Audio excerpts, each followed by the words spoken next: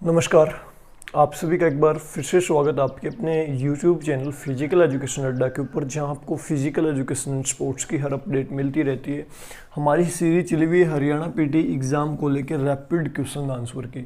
उसी कड़ी में आज हम पहुंच गए श्वसन तंत्र से रिलेटेड इंपॉर्टेंट बातों को डिस्कस करेंगे जो एग्जाम ओरिएंटेड है।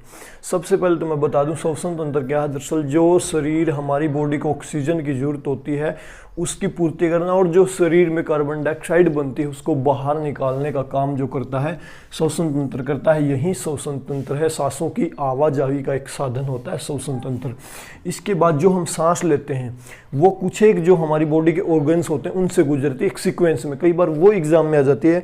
वो सीक्वेंस मैं आपको बताना चाहूँगा। सबसे पहले होती है नजल कैविटी, नजल कैविटी या कहो नाक कहो, ठीक है। इसके बाद दूसरा है फोरेंक्स, PHARYNX,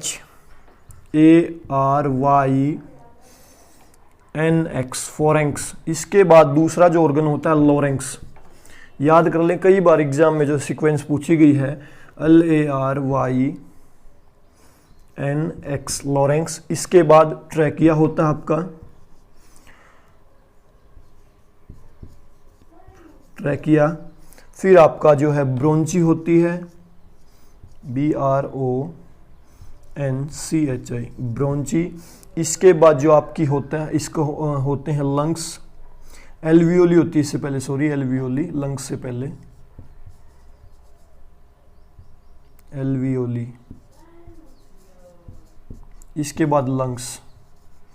कुछ इन ऑर्गन से आपकी जो हवा बॉडी में गुजरती है और वो उसके बाद लंग्स में पहुंचती है, ठीक है। इतनी बात याद हो जाएगी।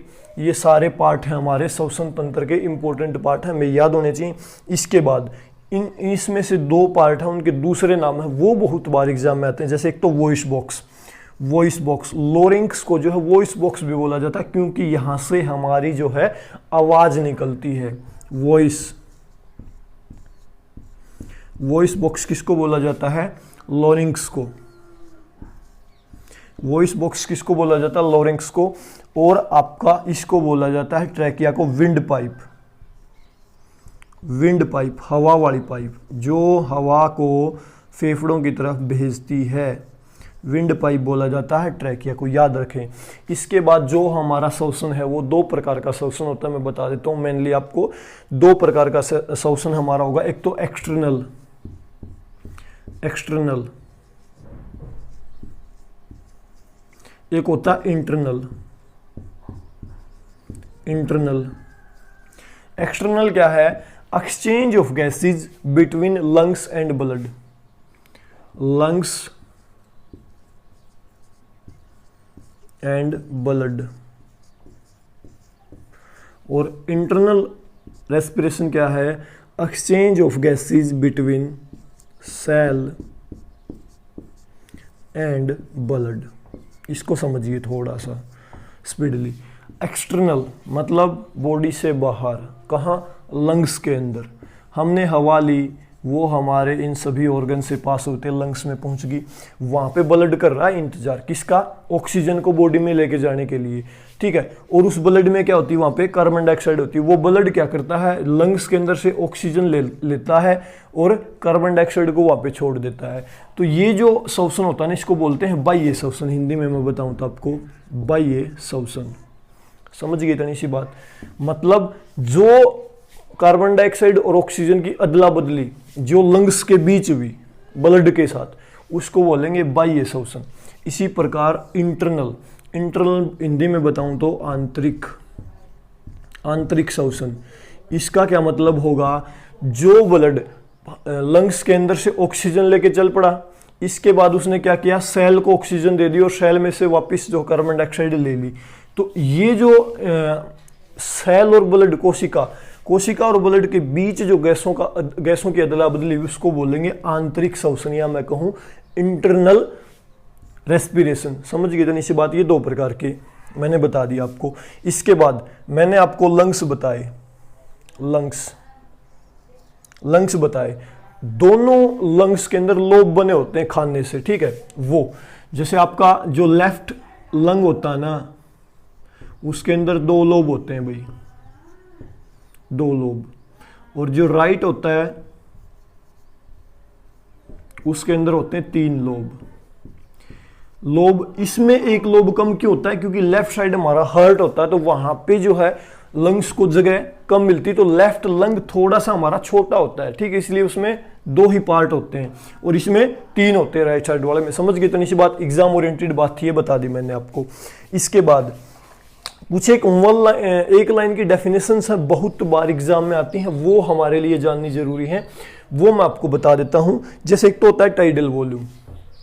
टाइडल वॉल्यूम, टाइडल वॉल्यूम क्या है? नॉर्मल सांस में ली गई और छोड़ी गई हवा की मात्रा टाइडल वॉल्यूम कहलाती है। नॉर्मल सांस में tidal tidal tidal tidal volume, ये क्या होगी? नॉर्मल सांस में ली गई और छोड़ी गई हवा की मात्रा, और छोड़ी गई हवा की मात्रा, ये कहलाएगी टाइडल वॉल्यूम। ठीक है, समझ गई तो सी बात। टाइडल वॉल्यूम क्या कहलाती है? नॉर्मल सांस द्वारा ली गई और छोड़ी गई हवा की मात्रा। इसके बाद एक बात हमें और, 2-3 बातें और हैं ऐसे ही। एक वर्ड होता है inspiration reserve volume. Inspiration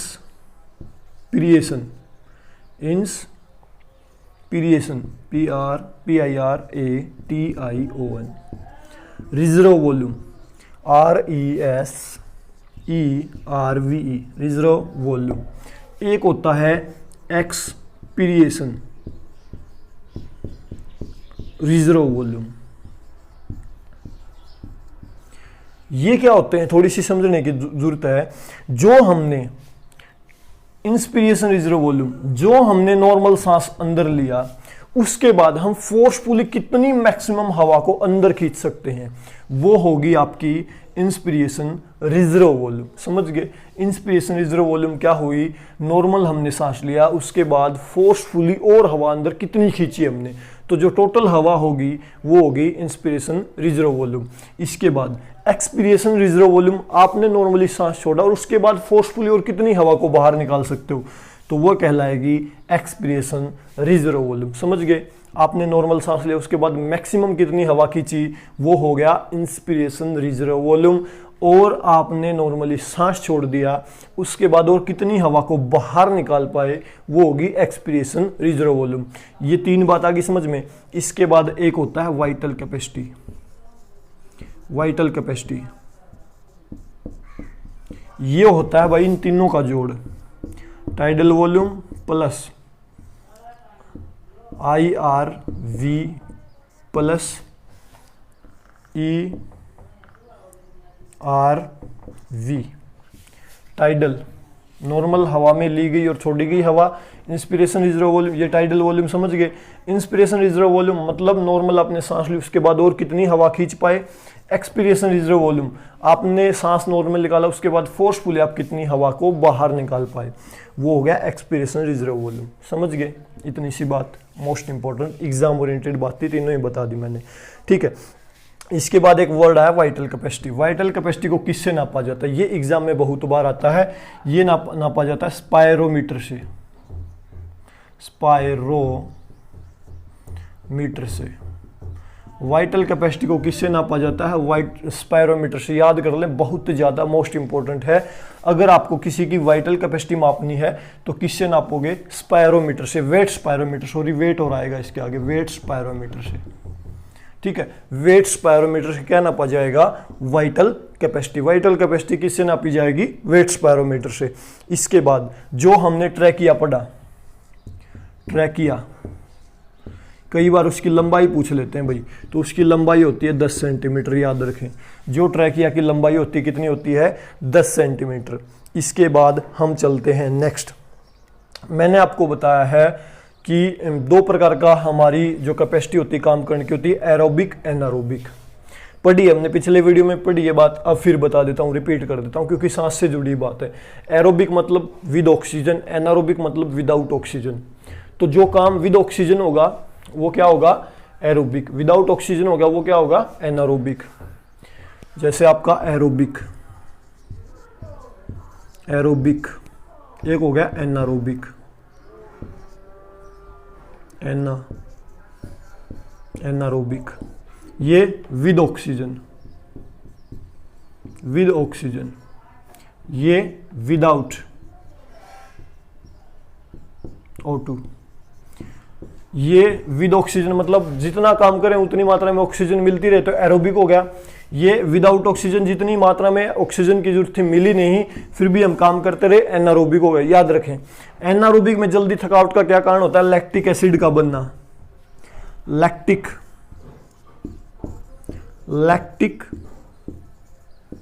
acid का बनना। लैक्टिक एसिड के कारण नॉर्मली हमें थकान होती है एनारोबिक एक्टिविटी में। इसमें बहुत जल्दी लैक्टिक एसिड बनता है। लैक्टिक एसिड जब मसल्स में बन गया तो वहां पे ऑक्सीजन की सप्लाई रुक जाती है और हमें थकान हो जाती है। तो जो विदाउट हार्ड वर्क होते हैं विदाउट ऑक्सीजन के, उसमें लैक्टिक एसिड जल्दी बनता है और थकान का लैक्टिक एसिड मुख्य कारण होता है हमारे शरीर में एनारोबिक एक्टिविटी में। एरोबिक में भी यही होता है कारण तो, लेकिन इसमें क्या होगा? स्लो बनेगा। अब कोई मैराथन दौड़ रहा है, कोई रेसर मैराथन अगर दौड़ रहा है, वो 42 किलोमीटर दौड़ेगा, 42 किलोमीटर कुछ 26 जो भी है कुछ एक किलोमीटर होती है, तो उसमें क्या होगा? उसको ऑक्सीजन मिलती रहेगी, साथ के साथ पूर्ति होती रहेगी। तो यहाँ पे क्या होता है? स्प्रिंट अगर कोई लगा रहा है तो वो बहुत जल्दी थक जाता है क्योंकि लैक्टिक एसिड का निर्माण वहाँ पे बहुत जल्दी हो जाता है। ठीक है, इसके बाद एनारोबिक एक्टिविटी के दौरान आपको पता है कि बहुत जल्दी थकेंगे और सांस चढ़ जाएंगे भाई। जो उस टाइम पे सांस चढ़ा उसको क्या बोलते हैं? ऑक्सीजन, ऑक्सीजन डेप्ट, ऑक्सीजन डेप्ट बोलते हैं भाई उसको। जो सांस चढ़ गया ना, डेप्ट, उसको बोलेंगे ऑक्सीजन डेप्ट। एनारोबिक एक्टिविटी के दौरान जितनी ऑक्सीजन की जरूरत थी उतनी पूर्ति नहीं हो पाई, उसको क्या बोलेंगे? ऑक्सीजन डेप्ट। ये ऑक्सीजन डेप्ट वर्ड दिया किसने? ये बहुत बार एग्जाम में आता है भाई, ये दिया एवी हिल ने। इसको देने वाला व्यक्ति कौन था? एवी हिल। ऑक्सीजन डेप्ट वर्ड को देने वाला व्यक्ति कौन था? एवी हिल। ऑक्सीजन डेप्ट समझ गए। एनारोबिक एक्टिविटी आप कर रहे थे लेकिन आपको चढ़ गए सांस, सांस चढ़ गए तो सांस को उतारने के लिए आपको रेस्ट करना पड़ेगा। सांस जो चढ़ा मतलब बॉडी ऑक्सीजन मांग रही है लेकिन उसको दे नहीं रहे, तो इसलिए क्या हो गया? ऑक्सीजन की उधारी होगी भाई, समझ गए। तो जो उधारी हुई सांस चढ़ गई उसको क्या बोलेंगे? ऑक्सीजन डेप्ट। याद रखें, मोस्ट इंपॉर्टेंट है। इसके बाद एक क्वेश्चन और बनता है कि हमने जो सांस लिया उसमें टोटल ऑक्सीजन की परसेंटेज कितनी होती है? टोटल ऑक्सीजन की परसेंटेज कितनी होती है? 20%। देखो हम हवा अंदर खींचते हैं तो उसमें हर प्रकार की गैसेस हमारी बॉडी में जाती हैं। जैसे आपको पता है जो हवा है उसमें नाइट्रोजन की मात्रा कितनी है? 78%। और ऑक्सीजन की मात्रा कितनी है? 21%। CO2 कार्बन डाइऑक्साइड की मात्रा कितनी है? 0.04%। और अन्य गैसें जो बच गई वो बच गई। ठीक है, तो अब जब हमने हवा खींची तो उसमें 20% के लगभग जो ऑक्सीजन होती है, वैसे एक्यूरेट तो 21 होती है, लेकिन आपके एग्जाम में जो क्वेश्चन आ सकता है पीछे जो आया है कि हमने जो हवा ली उसमें 20% ऑक्सीजन थी, जब हम वापस गैस हवा को सांस को बाहर छोड़ते हैं तो उसमें हवा का परसेंटेज कितना होता है? तो वहां पे आपका राइट आंसर होगा 16%। ली तब तो 20% थी लेकिन हमने छोड़ दी तब कितनी थी? सिर्फ 16%। 16% थी तो इसको क्या बोला जाएगा? अगर हमने 20% अंदर ली और वापस छोड़ दी, वापस छोड़ते हुए कितनी हवा थी उस ऑक्सीजन हवा में कितनी ऑक्सीजन थी? 16%। जो ये घटी, ये 4% बॉडी ने यूज कर ली, तो ये गई तो 100% थी, तो आएगी भी तो 100% ना। तो ये 4% और क्या चीज ऐड हुई हवा में 100% होने के लिए? Carbon dioxide. हमने जब सांस ली तो कार्बन डाइऑक्साइड हमारी सांस में कितनी थी? 0.04 थी, 0.04 थी। अब जब वापस हमने हवा को छोड़ा तो कार्बन डाइऑक्साइड उसमें और कितनी जुड़ गई? 4%। तो ये हो गई 4.04%। जब वापस हमने हवा को छोड़ा उसमें कार्बन डाइऑक्साइड की मात्रा कितनी थी? 4.04। और जब हमने हवा को बाहर छोड़ा सांस को तो उसमें ऑक्सीजन की मात्रा कितनी थी? 16%। दोनों ही एग्जाम ओरिएंटेड बात है, बहुत बार एग्जाम में आती है भाई। इसके बाद वेट स्पायरोमीटर मैंने बता दिया आपको। फेफड़ों की कुल अक्षमता कई बार पूछ लेते हैं भाई, फेफड़ों की कुल अक्षमता बहुत बार पूछ लेते हैं, तो ये होती है 5.8 लीटर। 5.8 लीटर फेफड़ों की कुल वायु अक्षमता। इसके बाद एक क्वेश्चन और आता है भाई, सामान्य व्यक्ति 1 मिनट में कितनी बार सांस ले सकता है? 16 से 20 बार। सामान्य व्यक्ति 1 मिनट में 16 से 20 बार सांस आपका ले सकता है, ठीक है। इसके बाद एक क्वेश्चन और बनता है, एक बीमारी होती है भाई हाइपोक्सिया।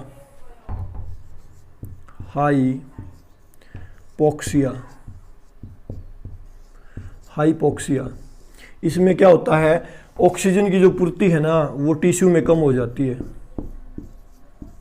टिश्यू बोले तो उत्तक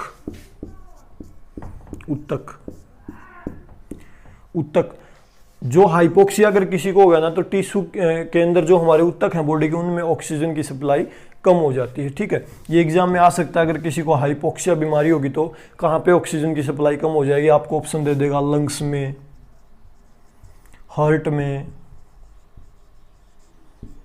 टिश्यू में,